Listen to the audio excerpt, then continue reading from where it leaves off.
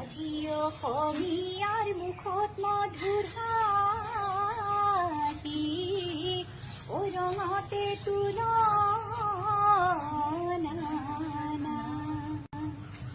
আহা নাচনী বলা নাচনী বিহু মাৰিবলৈ যায় নাচনী বলা নাচনী